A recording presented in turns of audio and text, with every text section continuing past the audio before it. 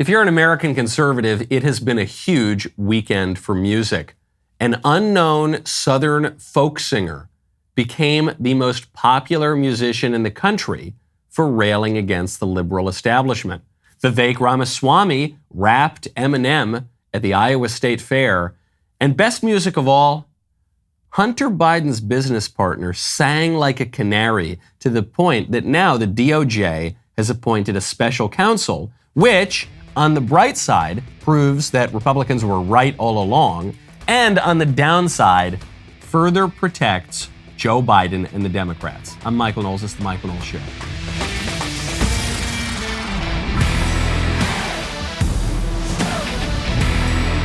Welcome back to the show. This episode is brought to you by Good Ranchers. Good Ranchers, which I had for lunch yesterday. I just grilled myself up a beautiful, delicious New York strip steak that was so freaking good, like everything else from Good Ranchers. Get great meat at a secure price, $30 off your order with code Knowles. GoodRanchers.com. Use code Knowles today.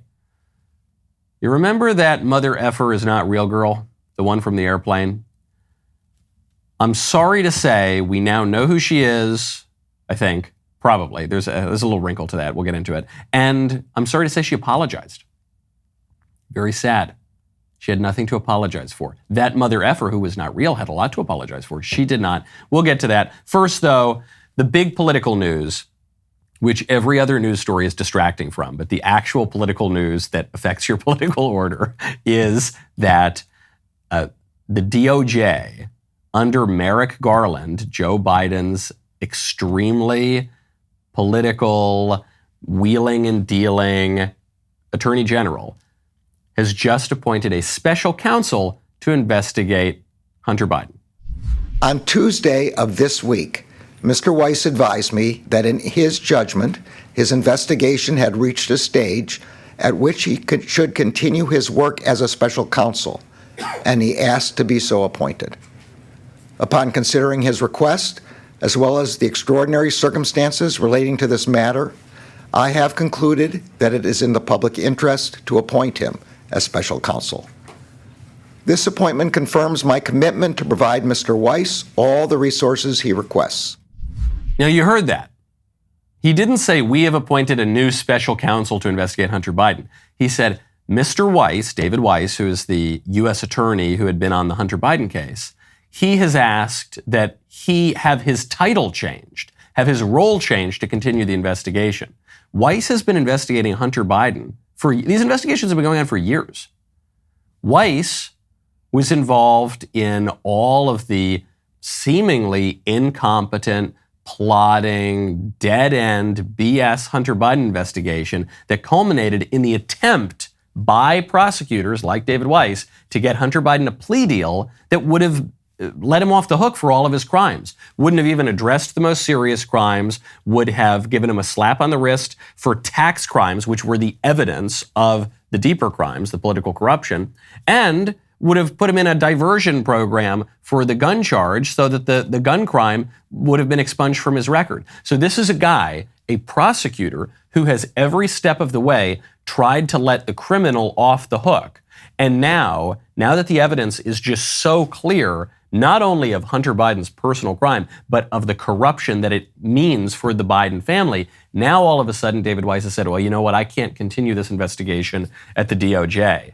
All of my schemes to try to let the Bidens off the hook have been foiled, so now I need to be an independent special counsel so that I can further screw up this investigation. On the one hand, this is nice news in that it shows the public, beyond a shadow of a doubt, that the Hunter Biden investigation is serious, that Hunter Biden's crimes are serious. The whole time, Democrats have said, no, he didn't do anything wrong. Republicans are just distracting. This is BS, BS, BS. CNN ran endless segments about how there was no evidence against Hunter Biden, much less against Joe.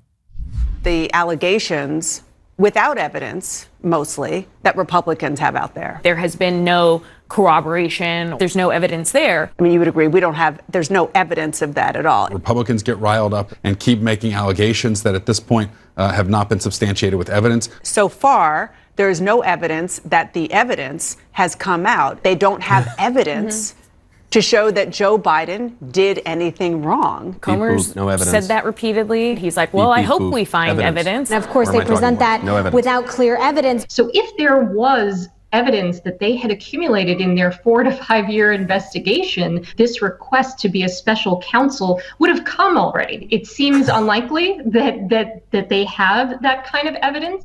So before we move on to why this is actually bad for Republicans and a pretty crafty move by Biden and the Democrats, I don't want to gloss over the fact that all of those people were completely dead wrong.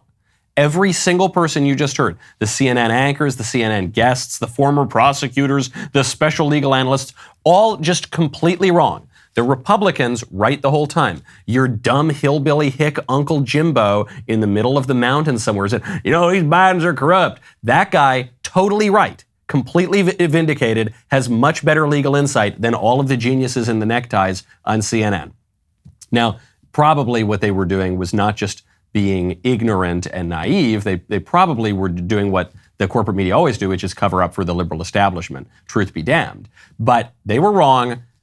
By their own standards, the appointment of the special counsel proves that there is a lot of evidence. There is a there, and they're going to investigate it. The reason this is bad, though, for the conservatives is, one, look who the special counsel is. The guy who has bungled this investigation and actively, intentionally tried to undermine the case against Hunter Biden is now the guy in charge as special counsel, not just as U.S. attorney. He's the last person in America who should be in charge of it if you actually wanted to get to the bottom of something, if you actually wanted to punish Hunter Biden. But of course they don't. One of the reasons that they've appointed the special counsel is to give themselves a little bit of distance. So they can pretend, it's not true, but they can pretend that actually Merrick Garland and Joe Biden, they really don't have anything to do with this now. We want to make sure there's no semblance of impropriety. The other reason they're doing this is because it's going to make it a lot easier for Weiss and his office and the DOJ to resist congressional subpoenas. Now that the Republicans in Congress are finally digging into this stuff, now that Jim Jordan and the Judiciary Committee and all of these Republican investigators are interviewing Devin Archer, Hunter Biden's former business partner, are hearing stories of Joe Biden's significant involvement in all of these crooked business deals. Now that that evidence is coming out, the DOJ comes in, and whether this will be successful or not is at least trying to throw a roadblock up there to stop the Republicans from being able to talk to the people who intentionally screwed up that investigation. They're just going to stonewall and stonewall and stonewall. The election is only less than a year and a half away now, the 2024 election. So they're just going to try to drag this thing out until nobody cares anymore, of course. At least, though, we can take the tiny victory. We were right.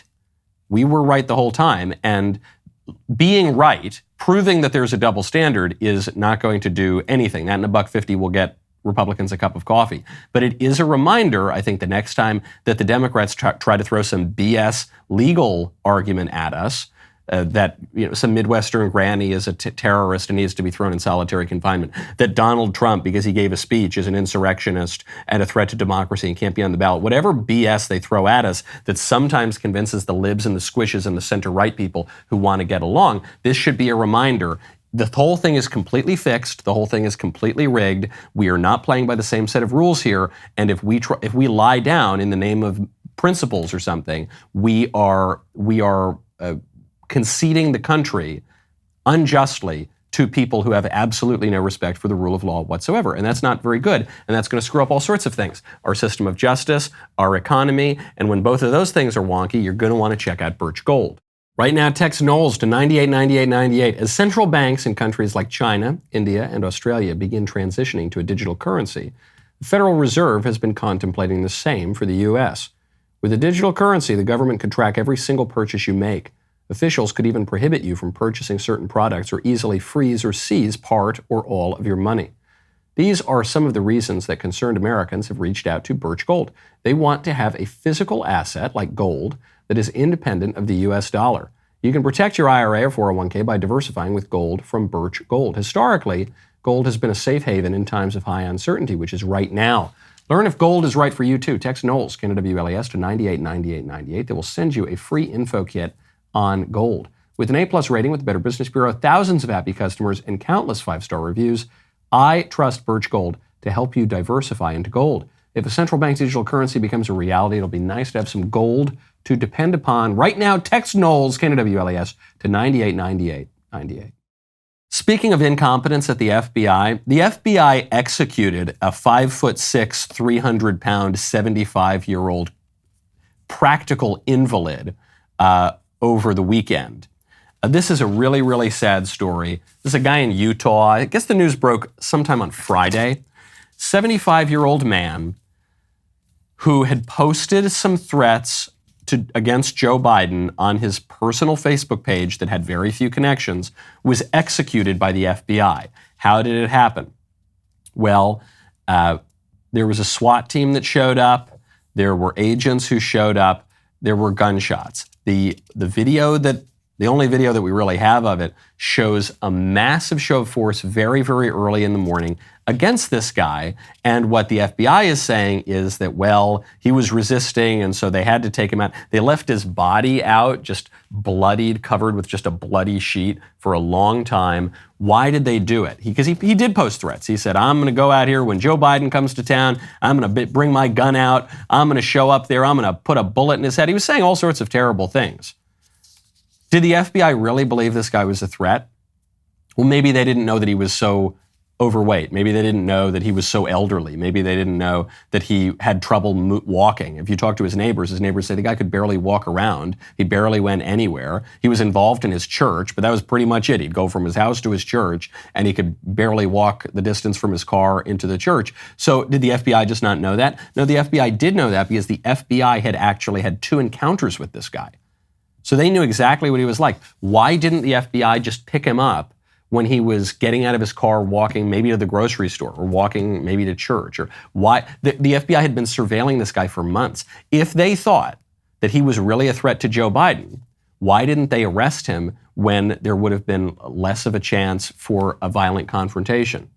The only conclusion that I can draw is either the FBI is just absolutely, completely incompetent, to a degree, not just what we joke about government incompetence, oh, those government bureaucrats, they don't know what they're doing. I mean, like, doesn't know the first thing about law enforcement. Or this was a political decision to go in there and show those damn right-wingers what for. Make an example out of this 300-pound short guy who was 75 years old who could barely move. I take threats very seriously. I'm not dismissing the fact that this guy posted on his Facebook page threats against the president. As somebody who has received a threat or two before, I'm always very happy when law enforcement takes those threats seriously. The problem is law enforcement very rarely takes those threats seriously when they're against conservatives.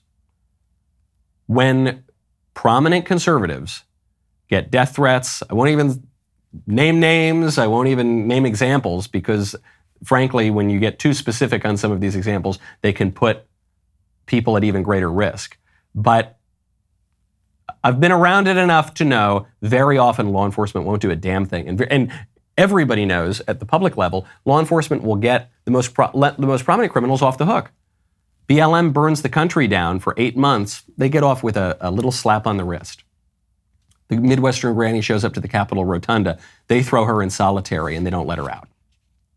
And that's exactly what's going on here, as far as I'm concerned. Unless some shocking new evidence comes out, I just don't see how anybody could conclude that this would be the best way to pick this guy up. The guy was so immobile that even if he had actually been planning to go on the day that Joe Biden showed up to Utah, drive the 40 minutes to go to where Joe Biden was, get out and try to shoot him or something, the FBI could have probably walked alongside him and picked him up. There was so much time. They were obviously watching him the whole time. Did they really have to go in and kill him? No. That's not even the safest way to pick him up. Because if they're saying that this actually was a violent, dangerous standoff, then the agents were in far greater trouble trying to arrest him at his house. They could have just picked him up walking from his car. They didn't do it, though. I don't want to Monday morning quarterback this thing, but when the FBI gets caught spying on Catholic churches because they think that Catholics are a grave terror threat to America, lying about spying on Catholic churches, getting caught lying about spying on Catholic churches. They once said it was a single field office. Turns out it was a nationwide program involving multiple field offices.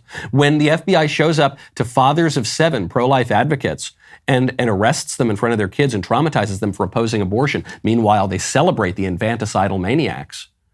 Give them prizes, give them special days and parades and celebrations.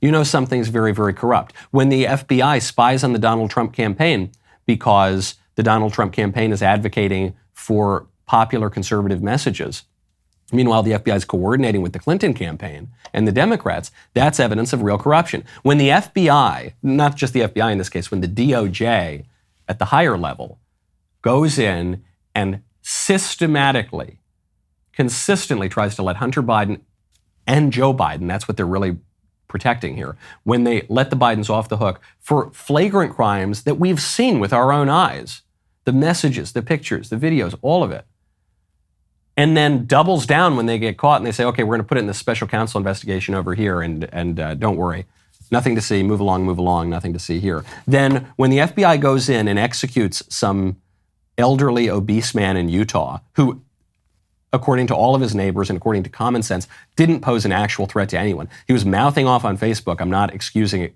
threats, but if you're using prudence, which is the highest political virtue, you recognize this guy didn't pose a threat to anybody. I don't know what conclusion I can draw other than, yet again, the FBI and the Biden administration and the liberal establishment wanted to make an example and let every conservative know in this country, you better keep your mouth shut.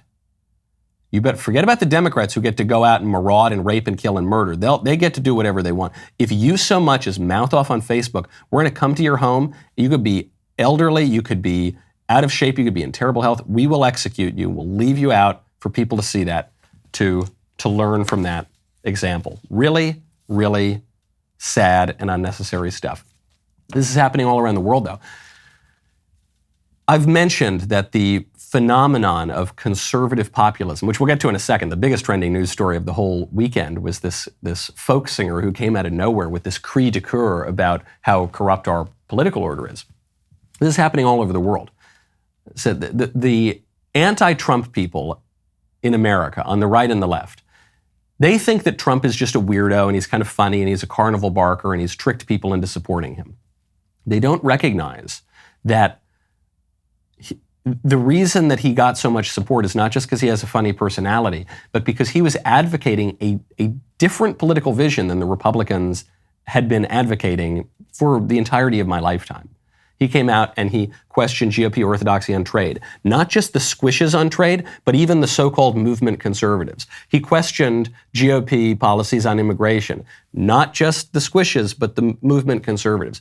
On and on and on. He was uncouth. And so they supported him in the same way that the Brits supported Brexit, in the same way that the Italians supported Meloni, in the same way that the Hungarians support Viktor Orban, in the same way that the Spaniards support the Vox Party. And in Germany right now, there's a far-right political party called Alternative for Deutschland, the AfD, which is gaining support. According to latest polls, the Alternative for Germany, Alternative for Deutschland, has 21% in the polls. And don't forget, this is a system where there are lots of different parties, so that's a pretty significant number. And now the German president, Franz Walter Steinmeier, warned in a speech that they might just ban the party to save democracy. To save democracy in Germany, the president of Germany is considering banning, outlawing one of the most popular parties, and the party that in terms of political momentum probably is the single most popular, if you look at the direction of support. Democracy. To save democracy, the liberals in America want to do the same thing. They want to throw the leader of the opposition into prison. The president of the United States is trying to imprison the leader of the opposition, to do the American version of the exact same thing they're trying to do in Germany. And Germany has a history of banning political parties. America doesn't really have that history so much, but they're going to do that because, why? Because the people, the democracy, is rejecting liberalism. The Alternative for Deutschland, you know their real crime? It's not that they're racist, they're sexist, they're thisist, they're thatist, whatever the liberals say. The AfD came out and said the European Union's a failed project. They're arguing for a federation of European nations, a new economic and interest community for Europe that preserves the sovereignty of member states. That's the threat. They're threatening the liberal hegemony there. And even if all the people want to do that, even if the full democracy is saying we reject liberalism, the liberals are going to come in and in the name of democracy say we've got to stop the people from getting what they want. You know what I want sometimes when I'm having a barbecue? I want a nice tank of propane and I don't want to be caught without one, which is why you got to check out Cinch. Right now, go to cinch.com, use promo code Knowles. Picture the perfect summer night. The warm breeze lapping your face as you lounge in your favorite chair outside. The grill is sizzling with juicy, hot burgers. The aroma of the food is irresistible. And now, imagine what that perfect summer night would look like if you went to turn on the grill and your propane tank were empty. That's where our friends at Cinch come in. Cinch is a propane grill tank home delivery service. They deliver propane grill tanks right to your door. Cinch delivers on your schedule, requires no long-term commitment or subscription. Delivery is totally contactless. You do not have to wait around at home. Track the order from the Cinch app anywhere. Whether you are grilling steaks or lighting up the patio heaters on a cold night, Cinch's propane delivery service ensures that you have the fuel that you need to make the most of every moment. Go to cinch.com or download the Cinch, C-Y-N-C-H app to order. New customers get their first tank exchange for just $10 with promo code Knowles. Cinch.com or download the Cinch app. Use promo code Knowles for your first tank exchange for just $10. Limited time offer. You must live within a Cinch service area to redeem it. Cinch.com/offer for details. All around the West, the people are recognizing that the problem is not just the Democrats, the liberals, though everywhere, other than one country, other than in Hungary, which is a little advanced in terms of the conservative populist uprising. In every other country in the West, people are realizing that the problem is not just the Liberal Party, which is the dominant political party throughout the whole civilization, and the problem is not just the conservative political party, which is the junior partner in the liberal project, but that maybe the problem is the whole system. Maybe this whole system that we call the uniparty here in America, or the liberal establishment, or whatever, the semblance of political opposition, the semblance of the representation of diverse voices, that in fact castigates a large part, if not the majority of the people as deplorable, irredeemable, not worth hearing. They should just go off and die somewhere. Let small town America die. Tell these people to learn to code. Tell them to shut up. They're insurrectionists. They need to be put in prison. They need to be banned on social media. The people are recognizing that system might be the problem, which is why a man that nobody had heard of until 3 days ago, Oliver Anthony, just went viral and now has the #1 song in America, top of the charts in the country. The song is called The Rich Men North of Richmond. This song is such a phenomenon. We have to play at least a good chunk of it on the show, because what's most interesting about this phenomenon is not the song. Everybody's saying, oh, this is the greatest song in recent memory, and this guy's a musical genius. And the story is more politically interesting than just that. Take it away. I've been selling my soul, working all day, overtime hours for bull pay, so I can sit out here and waste my life away, drag back home and drown my troubles away. It's a damn shame what the world's gotten to for people like me, people like you. Wish I could just wake up and it not be true, but it is. Oh, it is living in the new world with an whole soul. These rich men north of Richmond, Lord knows they all just want to have total control. Who paused right there? So the first thing that strikes me, this guy is a genuine musical talent. His voice is captivating. He reminds me of Levon Helm. Levon Helm, who is the drummer in the bands, pulled into Nazareth, was feeling bad. He's got this way of wailing while he sings that sounds raw, it sounds authentic, it's a little dangerous. This is not a classically trained singer, obviously. He's really good, and his pitch is good, and he's playing a dobro guitar, and the whole thing he even looks a little bit like Levon Helm. He's got that red beard, and he's singing a song about how he's selling his soul. He feels like he's losing his soul, and he's working for basically no pay, and he's drinking his troubles away. And the other thing that's raw about this song is that I'm not knocking the guy at all. This is a wonderful story and it's a good song. But the lyrics could be tuned up. He's rhyming away with away. He's rhyming rich men and Richmond, which is not. Those don't actually rhyme. The lyrics are a little bit confused here because is this a neo-Confederate anthem, as the liberals are calling it? Richmond is the capital of the Confederacy. So is that what he's talking about? Those damn Northerners coming in here and bringing their Reconstruction or something? He's wailing about this 200 years later, 150 years later. No, I don't think so. I think he's probably referring to Washington, D.C. as the rich men north of Richmond, and they want to have total control. So they want to have total control. But is the problem that he's not making his money? Is the problem that he is being forced to sell his soul or being encouraged to sell his soul? Is it a substance question, the substantive nature of the political order, or is it a procedural aspect, just that these men want total control, but we don't want them to have control? We're not saying how people should live, but we are saying that those guys north of Richmond shouldn't do it. It's a little bit confused. So I don't think that what is making this song go viral is necessarily the lyrical content of it. You'll see why in just a second. Keep going. Wanna know what you think, wanna know what you do, and they don't think you know, but I know that you do, 'cause your dollar ain't and it's taxed to no end, 'cause the rich men, 'cause the rich men. See, put a pause there. This is lyrically what's interesting to me too, is you hear some real populist complaints. I'm selling my soul. This is not the sort of thing that Mitt Romney would complain about. This is not the sort of thing John McCain would complain about. Yeah, this new liberal economy is making us sell our souls. No, and we're not making enough money. Okay, that's a populist complaint. And inflation is really bad. The dollar ain't worth shit. That's a populist complaint. And it's taxed to no end. That high taxes is not exactly a populist complaint. That's more of an establishment, Paul Ryan, Mitt Romney, John McCain kind of complaint.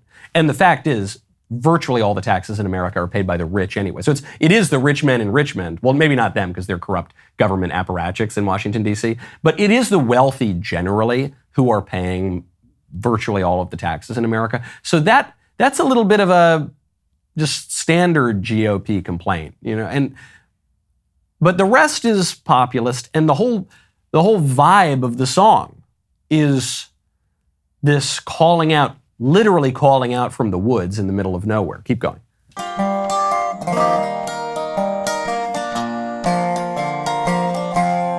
wish politicians would look out for minors, and not just minors on an island somewhere. Lord, we got folks in the street, ain't got nothing to eat, and the obese milking welfare. Put a pause there. So this is probably intentional to be a contradiction, or to maybe to seem like a paradox, but I don't think it is a paradox. I think it's just a contradiction. He's saying people in the street don't have any food, but the obese are milking welfare.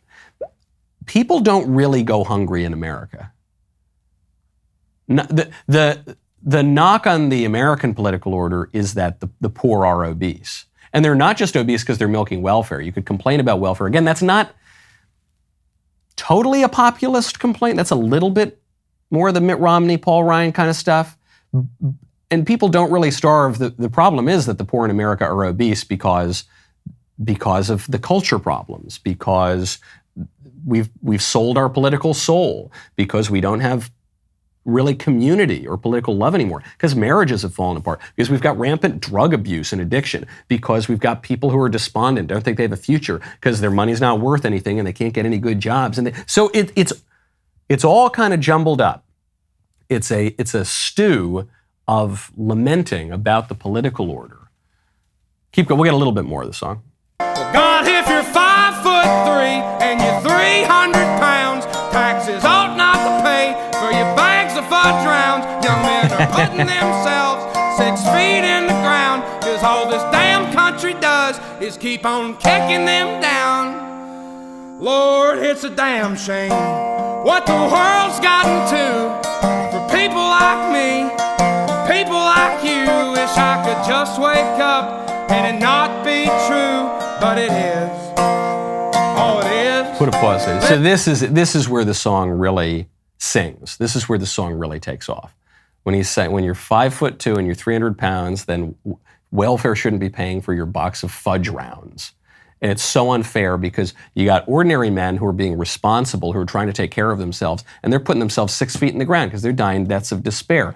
And it's a damn shame because no one's looking out for people like me and people like you, backbone of America. No one's looking out for us, and it's a damn shame, and I wish it weren't this way, but it is. And that's where it really sings, because it's not this happy-go-lucky BS Beltway establishment, AstroTurf conservative movement, which says, everything's really great. We've got iPhones and cheap Chinese products. We need to stop complaining and recognize what a special, wonderful political order this is. You say, no, there are really structural problems. And maybe we do have cheap crap from China, and maybe GDP has been ticking up, but life expectancy is going down. So clearly something's rotten here. That's a beautiful complaint. And he's saying, and it's a damn shame, and it shouldn't be this way, but it is. But it is. Very different from the bubblegum appeal to the Southern man movement conservative kind of music. This is not your average country song. Okay? Very different. The political analogy would be in 2016, you've got a bunch of GOP candidates, and they all have roughly the same kinds of complaints. Illegal immigration's out of control. They never complain about legal immigration, which is the lion's share of immigration. They say, this illegal immigration's out of control, and there's some economic problems, but look, we're still the greatest, most prosperous, most wonderful country on earth, and it's always just, we don't have any real problems, and everything here is great. But we just got to work around the edges a little bit. We got some problems to fix. And then Trump comes in, he goes, nah, man, this is all going to hell in a handbasket. This is completely screwed up. We are going to become one of those SHIT hole countries pretty soon if we keep it up. And we've got chaos and destruction in our streets, and I'm going to turn it around and make America great again. And what all the chattering consultant geniuses at the time said was, this is too dark. Oh, this is too dark and divisive. What was the title of Trump's campaign book? Every other campaign book is Standing Up for Standing. The courage to stand in freedom and liberty and happiness and freedom and courage and the future and the sunshine by Senator so-and-so running for some office or whatever. And then Trump's book was Crippled America. And this song is, this is the anthem of Crippled America. This is not your usual, we're going to put a boot up your derriere because this is America and we bleed red, white, and blue all day. I mean, there's a place for those songs. This isn't those songs. This isn't even a country song. This is a folk song. And for the people who are criticizing this guy and saying, well, he just shouldn't be political,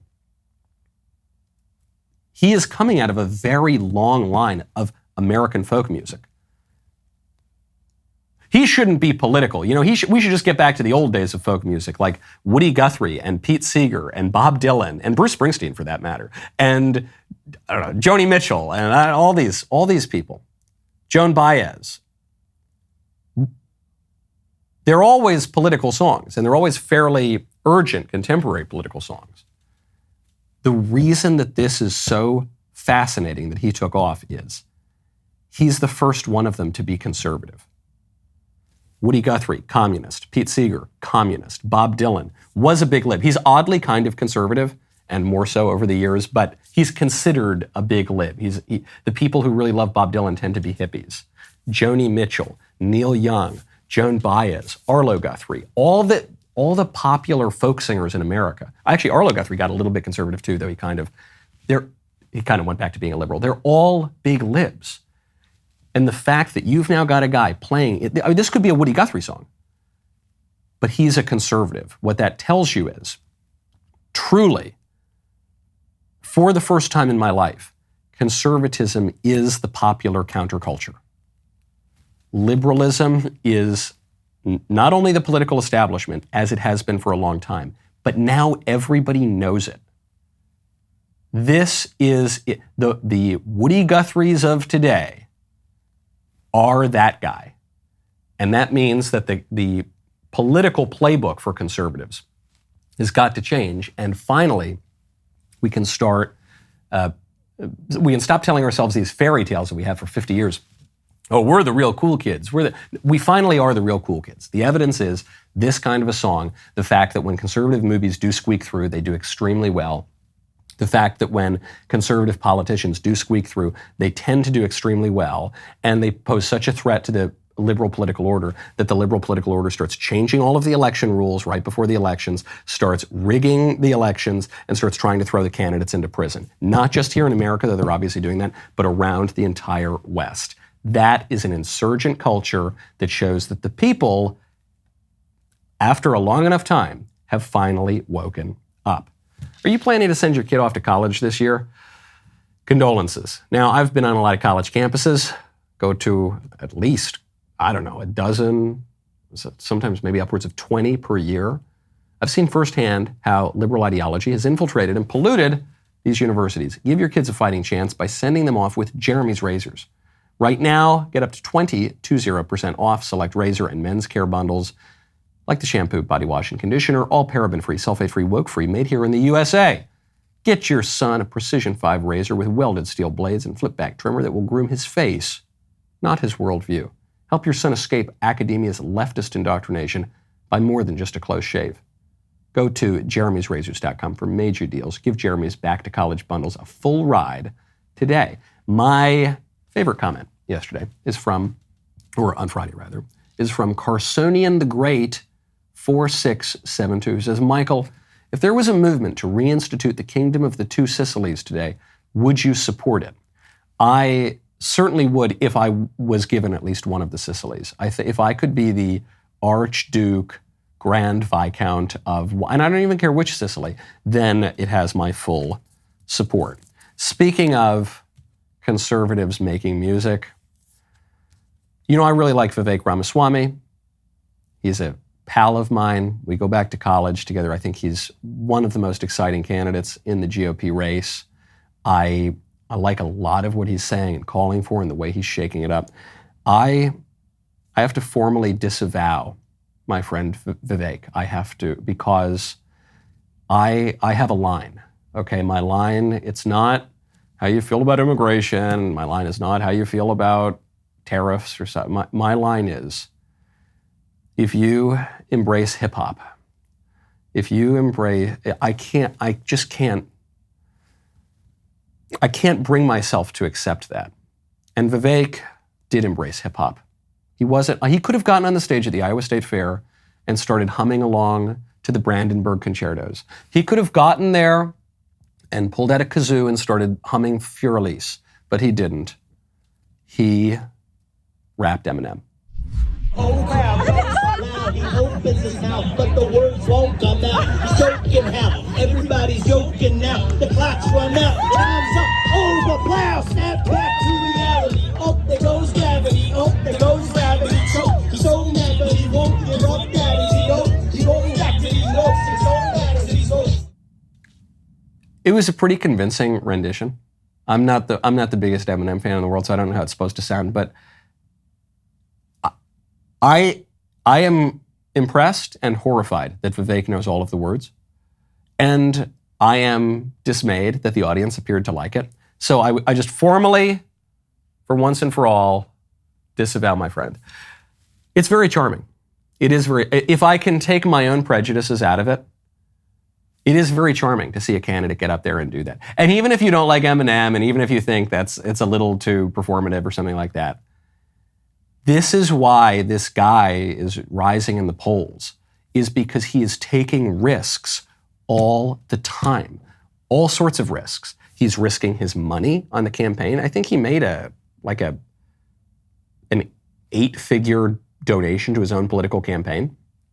He is going out there taking unpopular stances sometimes, so then they become popular stances. He's debating abortion advocates on the campaign trail. He's getting in the scrum everywhere. He's giving speeches in support of Trump, even though he's sometimes going after Trump and distinguishing himself from Trump. But he's supporting Trump on the indictment stuff, but then he'll go after him and he'll go after other candidates, and he's just mixing it up, man. And the only way that you even have a chance of becoming the GOP nominee in 2024 is if you take risks. And the other candidates are not doing that.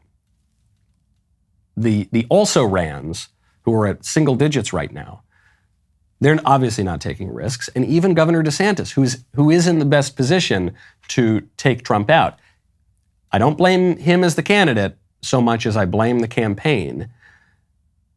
They're not taking the risks that they need to. And maybe that's on the candidate too, and sure, the buck stops at the candidate. They've got to start taking, I'm not saying Ron DeSantis needs to get up and rap Eminem. Please don't rap Eminem. Nobody in America should rap Eminem. But the other GOP candidates could learn from Vivek right now. It is not possible to win this race in a safe way. You're going to take a big risk, and it's either going to pay off and you're going to jump from number 7th in the race to number 3 or maybe even number 2, or you're going to flame out. That's a big risk. Had that gone a different way, had he messed up the words a little bit or had someone heckled him, he would have looked completely humiliated. It actually would have hurt, but he took the risk. And more importantly, they're taking risks on policy, and they're taking risks on places they're going to visit. Meanwhile, Trump shows up to the Iowa Fair and is warmly welcomed by the crowd. There was a clip that was going viral there. People seem to love him. 4 more years, 4 more years, you see it. Now, the anti-Trump people will say, well, they weren't all there for Trump, and some people were there for other candidates, but it doesn't really matter, guys, because every single poll, with the exception of Reuters, every single presidential poll right now shows the majority of Republicans supporting Trump, greater than 50%. And Reuters is, I think, at 47%. And so people sometimes accuse me of flacking for Trump. I'm really not. Guys. I'm describing the state of the race right now. And objectively describing the state of the race might sound like flacking for Trump because he is completely dominating the race and the momentum is with him. So I don't think that if you support another candidate and you want to win this race, don't shoot the messenger, man. You've got to ask yourself, why is Trump dominating? I feel that most of my take on the 2024 has been, hey, Donald Trump is absolutely crushing right now. Here's why I think he's doing that. And then the supporters, mostly of DeSantis, but of other candidates too, will say, well, he shouldn't be dominating. I'll say, yeah, maybe, I don't know, whatever. But he is. So here's why I think. Stop saying that he's dominating. No, he just is. That is just a fact. And if you want to have even a snowball's chance in hell at taking Trump out, then you need to at least begin to understand why it is that he still has support, instead of just sneering at that support and sneering at his supporters. That's what the GOP candidates, all the other candidates did in 2016. That's what Hillary Clinton did in 2016. People still don't quite get it. Now, I've got a little tease for you, okay? And the tease is that mother effer isn't real girl has just come out. She's said who she is. She's issued an apology. I know, look, I teased it at the top of the show today. This is going to be an extended tease because we're going to have to get to this tomorrow. I'm sorry. We have to. There's no more time. We've got to get to the member block right now, okay? The rest of the show continues now. You don't want to miss it. Become a member. Use code Knowles, K-N-W-L-E-S, at checkout for 2 months free on all annual plans.